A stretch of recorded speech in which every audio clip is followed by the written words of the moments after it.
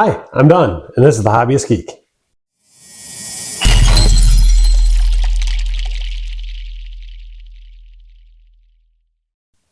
Welcome back, y'all. Today we are continuing the Microworld Pterosaur, and this is what we've got done so far. Today we're going to be doing the other wing and starting on the lower body, maybe even finishing it, fingers crossed. But how about enough talking from me? Let's just get right back into this thing.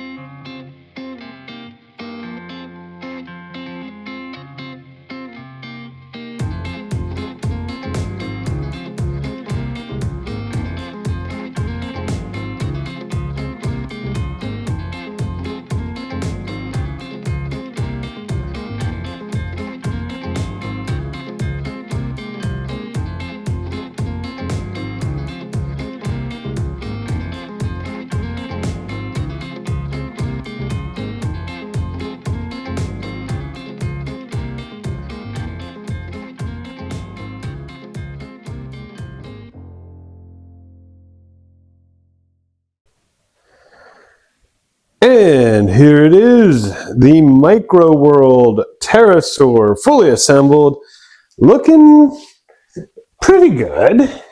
Pretty good.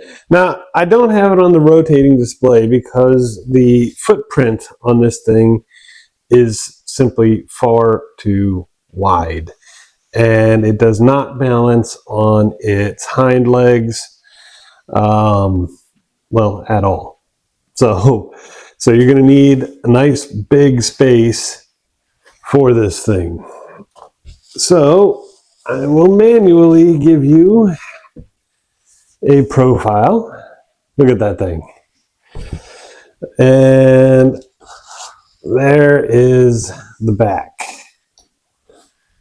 The tail does hit the ground as well, which impacts its position. I think this probably should have been a bit shorter, not to mention some build issues with that, which we will get into. But here it is, finally done. And what a build it was.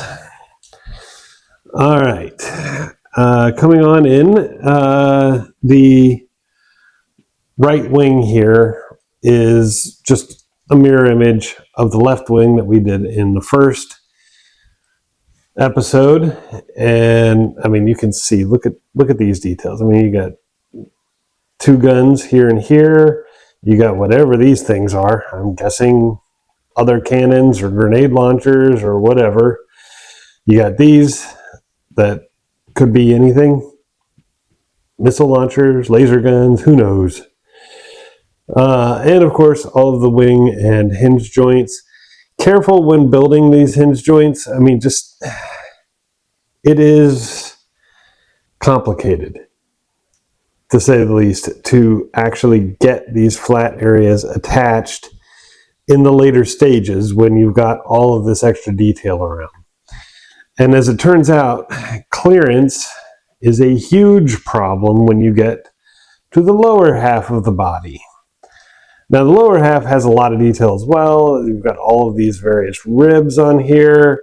You've got all of that beautiful detail on the legs. Okay.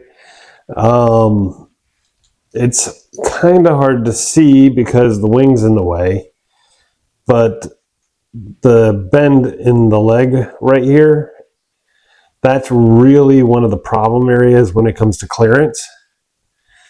And a lot along the tail as well. Speaking of the tail, the metal for this piece and this piece, I don't know if it's just a manufacturing defect or whatever for mine, but it's way too soft and ends up, you can see a lot of the blemishes along here because it did not fold very well at all. So be careful when folding these. Maybe use a ruler or something. I didn't, but yeah. On the back side, you've got this beautiful spine detail going all the way up. That is absolutely gorgeous. I mean, there's just an amazing amount of detail on this thing, and it is definitely a very cool robot pterosaur. But I don't know. I can't really explain it. I like it and I don't. You know, it does look cool. It does. It does not sit well. As you can see from here, the feet on the wings here do not sit flat. And for that matter, the feet on the hind legs, they're not particularly flat either. They do angle up a little bit on the edges. It does need all of this to balance, especially with the tail up against the ground like that, because I think it's just a bit too long. And that does cause the head to actually look like it's looking down a bit, which, I mean, depending on what you're going for, I mean, you got like a little army figure or something here, that would probably be about right. So, so that'd be cool. The paint did have issues, particularly when you are doing a painted piece into one of these unpainted pieces. I don't know why, but it seems like those slots in the unpainted pieces are a little thinner and really don't accommodate for the paint, and that does cause some issues. But other than that, the tabs actually went into the slots fairly well. There are a few cases where it did strip the paint. I'm not gonna lie, but not as many as we had with the Stegosaurus. We still have that motion from some of the joints in the wings, which, I don't know, it makes it feel more fragile than it probably is, but definitely more fragile than the Stegosaurus. From the instructions point of view, yeesh, lots of issues. The big problem with the instructions here is that there are a lot of very large pieces that have to fold in complicated ways, and there's no direction whatsoever on how they do it. Like this red piece here was a nice big single piece that had to be folded and joined here in the center. Now this one's not one of the big issue ones, but say down here, and particularly on the legs, like right here, if you fold it first, you're going to have massive clearance issues trying to get those tabs tied in when you try to attach the pieces. But if you look at the instructions, it looks like it's supposed to be folded first. Okay, wherever possible, don't fold the larger pieces until all of the external pieces have been attached. It's going to make your life so much easier if you do it that way. For a size comparison, there he is next to the Stego. So it is definitely a big piece. I mean, it's cool, and it fits the aesthetic with the Stego here. Can't wait to see what the Tyrannosaur looks like. We're going to get into that later. Probably going to have a few different projects in between, and I'll get to the Tyrannosaurus eventually. I will, I promise. But for a mechanical dinosaur assault bot, I think we've got a pretty good collection started. What do you think? All right, that's about it for today. I hope you liked the video. If you did, please remember to like, share, and subscribe. And I'll see you next time. Have a great day.